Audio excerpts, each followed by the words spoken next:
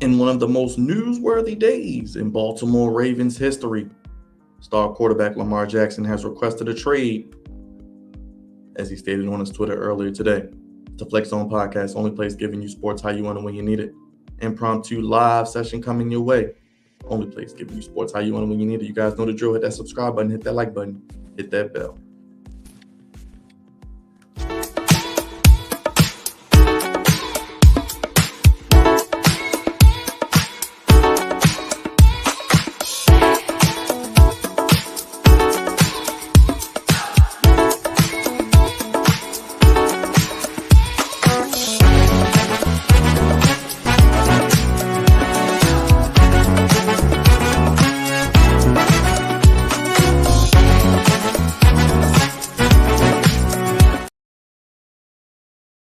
God's favorite host with the moist, back here on the Flex Zone podcast, only place giving you sports how you want it when you need it. Not going to waste too much time. I'm going to get right into it. You guys know the drill. Hit the subscribe button, hit that like button, hit that bell, comment down, let us know what you think about Lamar Jackson requesting a trade. Big Raj is here. We're going to break it all down. Let me quickly pull up the tweets. Raj, how you feeling, brother? Oh man, I was having a good day until our boy decided to tweet, but we'll get into it. Yeah, let's get straight into it. I'm not going to waste too much time because we don't have a lot of time, but we're making it work for you guys. Appreciate you being here. Big week of content. Hit the bell. A letter to my fans. This is from Lamar's Twitter. I want to first thank you all for the love and support you consistently show towards me. All of you are amazing, and I appreciate y'all so much. I want you all to know not to believe anything you read about me. Let me personally answer your questions. In regards to my future plans, as of March 2nd, I requested a trade from the Ravens organization for which the Ravens has not been interested in meeting my value, and any and everyone that's met me or been around me know I love the game of football. My dream is to help a team win the Super Bowl. You all are great, but I had to make a business decision that was best for me and my family. No matter how far I go or where my career takes me, I'll always continue to be close to my fans of the Baltimore Ravens Flock Nation and the entire state of Maryland. You'll see me again. Then he tweets trust with a link to his fan trust account. Raj, the floor is yours, brother. No, you can go ahead first, Byron. Real quick, I mean, I don't looking at these tweets and the first one, March 2nd, he requested a trade, and the Ravens have not been meeting his value. He didn't say what his value was, didn't say if it was fully guaranteed or more than Deshaun Watson guaranteed. He said he wants to win a Super Bowl. And then he ends by saying, "You'll see me again." So, will we see you again as a visitor here? Or will we see you again as a part of the Ravens because you're technically under the franchise tag? And last time I checked, no one has been blowing up your phone. You haven't even received one call. Ken Francis, your business partner, who you got a home gym you're partnering with, hasn't even been certified by the NFLPA. So where is this coming from, Raj? I'm not sure, Byron. I don't know where this is coming from right now. Um, where do I begin? I just don't. I get it. I understand it. It was a tactic that he did, and he wasn't getting no traction, and nobody was blowing up his phone for real these last 2 weeks. So he strategically placed this tweet out right around the same time that Harbaugh was about to have his press conference today at 10:45, completely blindsiding him, of course, from saying what he usually says. I love I love Lamar. Lamar's going to be the guy on his team. Lamar's going to do this, do that, do this, that, and the third. We're going to try everything in our best to get him signed or whatever. And to be honest with you, he handled it like a pro.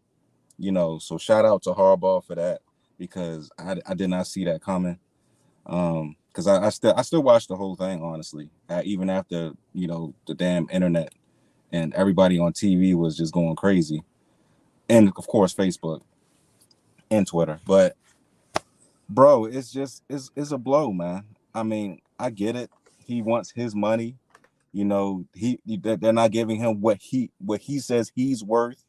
I understand all of that, but it's just a bad look, honestly, on the Ravens organization. It's a bad look. I think it's a bad look for him too, honestly, because I get it. I think, I'll be honest with you, I would have paid him the money. I would have paid him the 230 or whatever he wanted. But I I don't know. I mean, I'm so conflicted right now because you already saw my reaction in the group chat. So we've been going back and forth already. In 1 minute, I'm like, you know what? Let him go. Let him do what he wants to do.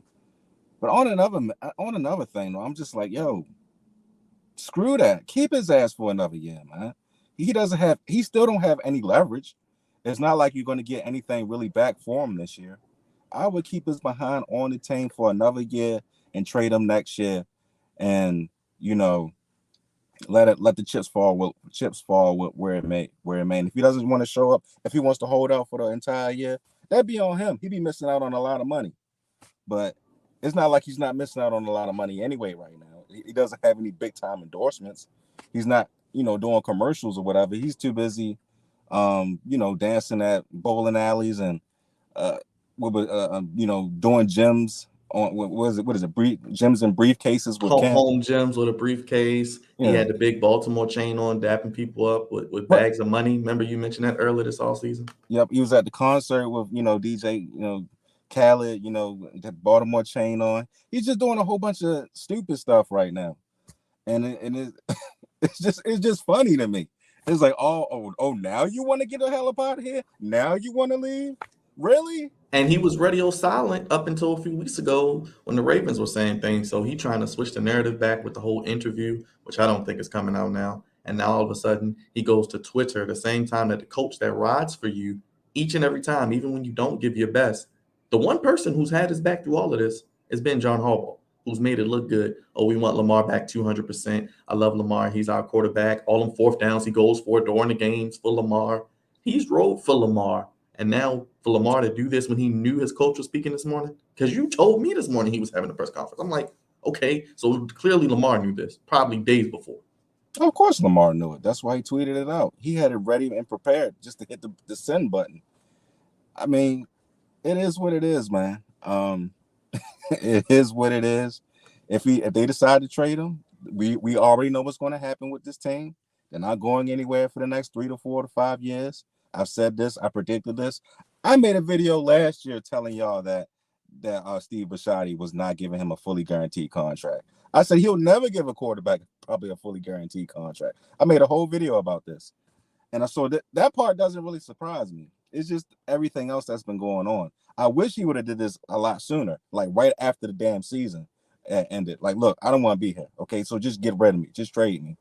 But also, this could be a negotiation tactic as well, to the point where they're like, all right, he wants to be traded, but maybe he doesn't want to be traded, but he just wants to, for us to up the ante on the money, and he'll probably rescind those tweets and tweet out something totally different. Oh, I'm back in Baltimore. That's why he said you probably see me very soon. That it could mean that as well. I thought about that. That could mean that as well. But we don't know at this point.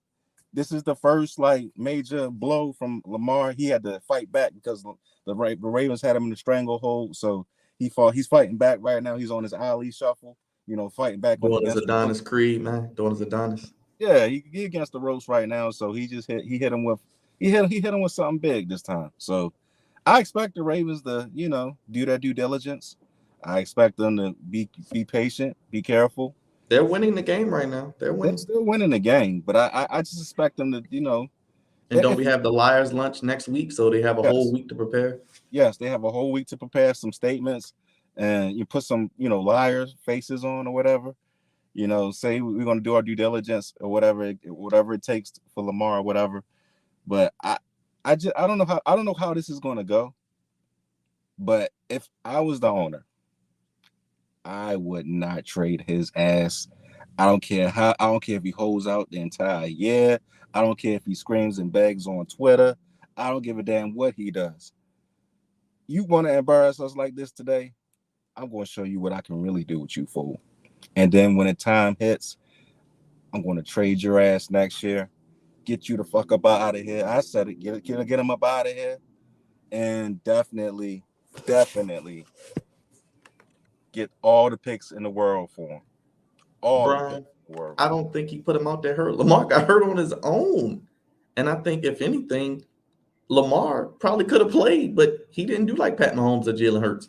He didn't even show up to the games, let alone play. But That's just me. But I don't. Of course, I don't think the Ravens are that petty. I am. The Ravens are not going to do that. They're gonna probably sit with him talking But for. Raj, this is a question I said too. Why would a team trade for him when they can sign him right now for only the 2 first-round picks? Because if you trade for him, Ravens are gonna start with more than 2 first-round picks. So why would they trade for him when they could sign him? Dre, what's up, brother? What's What's going on? going on? Let me answer that real quick, and then I'll let you go, Dre. Um, I don't know, man. I just I'm telling you, the Ravens have all the cards. They have everything right now. They did the perfect move. This was strategic, and they got him for the $32 million. Everybody passed on him. Nobody has called his phone. This fool doesn't have an agent. He's, like I said, he's being goofy with Ken. He's doing a lot of stupid stuff right now. And this was a tactic that he had to do right now to get the advantage and to get some of the hold back. But I don't know how this, like I said, I don't know how this goes. Maybe a team is desperate like the Jets. I don't want that to happen. Didn't But you guys mention that the Ursays, the Colts people, were here this weekend? I don't know. yeah, they what were here Florida yesterday. means. They were here. The Jet was in town. Why? I guess they went to go get some more Mayflower trucks. I don't know why he was here, but I mean, maybe they might work a deal with the Colts. But the Colts are saying they won't do it until after the draft because they want to keep pick 4 and they would give the 2024 pick and it'll be a later pick because they would have Lamar. I don't know. That makes no sense. I don't care for all of that. I need to pick this year if that's the case. I want number 4 now. If you want Lamar, you want the pick now. You don't want next year's picks. That's why I said if I'm the Ravens, I'm not trading him until next year. Until we're gonna get what we want to get. It's not about you. Right now it's about us. And right now you made a fool out of us a little bit, and we're gonna make a fool out of you. I'm not getting Dre, rid of him. go ahead and hop in, brother. How you Go feel ahead, about Dre. the trade? I know you are biggest fan of Lamar as anybody and rep Baltimore Hart University, the dean, the professor. Hey, what's going on, everybody? I agree with Raj. I think that the Ravens actually do have all the cards right now because, like he was saying, when you sign that non-exclusive franchise tag that limits you, and then it ensures that the Ravens get 2 first-round picks back for you. Right now, no team is willing to stray from those first-round picks, and why should they? A team like the Colts, let's think about it. Why would I pay $250 million, though he's a proven quarterback? I have to pay him and then lose draft capital on top of that when I can just get a rookie quarterback in there and maybe the rookie pans out, maybe he doesn't. But at the same time, that's more or less of a gamble and a financial blow than it is to take on Lamar Jackson. So I think that right now this stands because I'm not sure where we really stand as far as Lamar Jackson's his contract, because Lamar keeps saying that he's not being paid his worth. Then you have reports like Adam Schefter, who's the best in the business right now when it comes to that, and he's saying that the Ravens did offer him 200 million guaranteed. It's just some incentives there that Lamar may not agree with. So if I'm Lamar Jackson, you see that right now no team has really come forth with an offer. Yes, you may ask for a trade, but traded where? Exactly. Every team that you thought needed a quarterback has either passed by or they've signed a quarterback. So right now, like he said, the Ravens have all the leverage right now, and I'm not sure if a team would be willing to take that gamble because Lamar seems to be steadfast on this guaranteed money, which I think that when you look at what is proposed out there that the Ravens have given him, if they've given him 175 million to about 200 million guaranteed worth of money, then honestly speaking, maybe you should consider taking that offer because they're saying that some of the incentives in there are the injury history, and the Ravens just want to ensure that hey, if you can stay fully healthy, then you will get some more bonus money, which is fair because Lamar Jackson has not finished the last 2 seasons and he's missed a little over a month both times. So I think that the Ravens do have all the leverage right now, and Lamar shouldn't be. This is really a young thing right now when we're coming out, going on social media, expressing how we feel, scrubbing our social media pages. If I'm Lamar Jackson, you need to be but handle this behind the scenes and show maturity. Right now, it's showing a level of immaturity, and it's showing also this new tactic that this new generation of athletes have. when this honestly should be a deal that's done behind the scenes.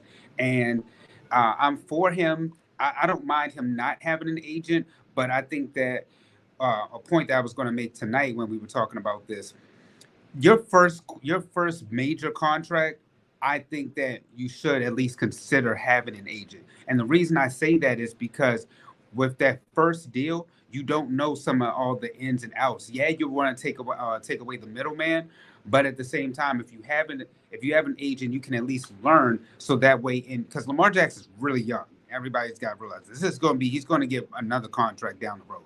But with your first contract, you want to at least learn from your agent, learn some of the ins and outs, and then you can be like, okay, my second contract, I don't want an agent.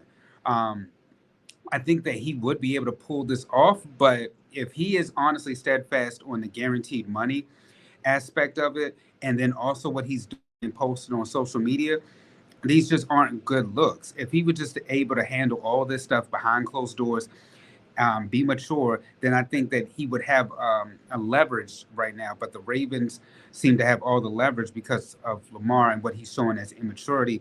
And it's getting to a point now where people are really divided. You're either with Lamar on this, or you're starting to lean towards the Ravens because of like Lamar, like Roger was saying, where he's not looking right now like he's the quarterback of a franchise. He's looking like a That me guy. is, yeah, he's looking very selfish when it comes to what he's posting on social media, what he's saying, what he's doing, um, the interview that he was talking about doing.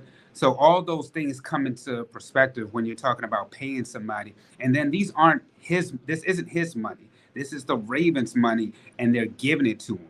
When you have somebody else who you're trying to get employed by and trying to get that raise, then you need to be willing to compromise. And at this point in time, he's not seeming to willingly do that. And no other team is willing right now to give him the money that he's seeking. So right now, the Ravens do have all the leverage when it comes to this contract negotiations.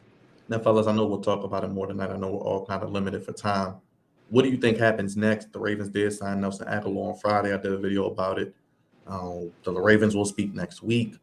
And Lamar really has until July to sign that franchise tag. And I want to get you guys' final thoughts, Raj. I'll start with you. I mean, if he's going to continue to be petty, I can see that happening. I can see him signing it the last day of what was it, July 17th? Yeah, July 17th, correct. I can see him doing that. I can see him signing it July 17th.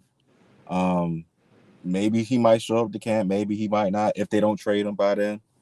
But yeah, this is going to continue on. Honestly, he doesn't care to really be here. Honestly, he doesn't care anymore, and that's fine if he doesn't, because yes, the organization themselves have been goofy, as I've said over the weeks and months and years of them not getting him as much help as he possibly could have had. But I just like Dre said, I just don't like the immaturity of Lamar right now. I don't like none of this. I don't like the fact that he's on social media, tweeting out things and being silly about some things. I don't like that he's, going around with the Baltimore chain, trolling fans, thinking that he's going to come back, and he might, and he's all of it, ever since the blow up of the playoff game, he's just been off to me. I will say this though, Brian pointed this out to me earlier, that around the same time that Rashad Bateman, had that tweet against EDC, it was literally the same day that Lamar put in that trade request. The exact same day, March 2nd. So I mean, good point. maybe that's why Rashad Bateman said what he said also, because he knew that Lamar wanted to get up out of here, and he didn't actually tweet that out. So, but I just thought that was really interesting. But yeah, man, I don't know how this goes or where this is going at. It's been a soap opera. I mean, I don't think ABC or NBC could have done The Bold and the Beautiful, The Young and the Restless could have done this any better, because this is or WWE. This has been ridiculous, man. This has been crazy, and this is a lot of drama. What a way to kick off WrestleMania week when we're focused on wrestling. Right, and he was just at AEW like maybe 3 or 4 months ago. Being goofy with not Chris Jericho, but with what's his name? It was Jericho. It was the Jericho Appreciation Society because he said he'll whoop Lamar Jackson's ass. And you know what, Right. Raj? You said it in the chat. What does Lamar Jackson and the Ravens need from you right now? Show the people what they need, damn it. Yes, they need my belt because all of this has been goofy on both ends. All of this has been goofy. This did not have to come down to this. We didn't have to go through with this nonsense. If you would have just gave him a good portion of what he wanted, this probably wouldn't be a thing right now. But then again, I could be completely wrong. Maybe if you would have given him a good portion of it, maybe he still would have said no.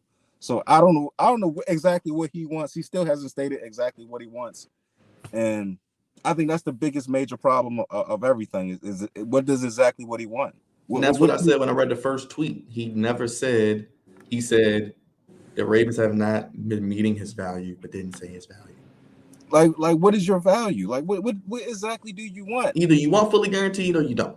Yes. Right. I mean, do you want 230 or do you just want? I don't see. This is the part I don't understand. I don't get it. If I was him, I would be like, look, I want 200 million guaranteed. We'll go out there and give me a number one wide receiver and some more weapons or whatever.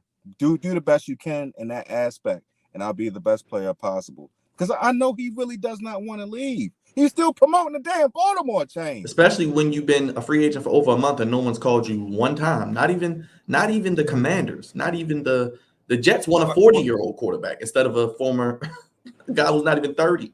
So I'm glad that you did bring up the Commanders because when you think about the Commanders, like I think I can think about the Panthers and the Commanders. I think that when you think about the Panthers, remember they traded up, so it's like okay, they don't and gave up a lot, Dre, whole lot, and a number one receiver just to get up to number one for, like you said, Dre, a rookie that could be good, but he could be a bust. We don't know. It's inexact science.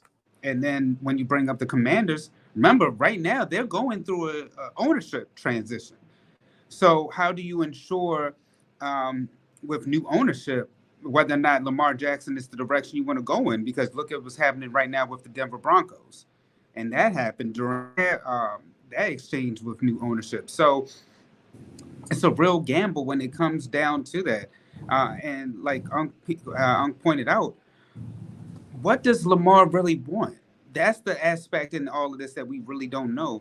Whether or not, what are the wants of Lamar Jackson?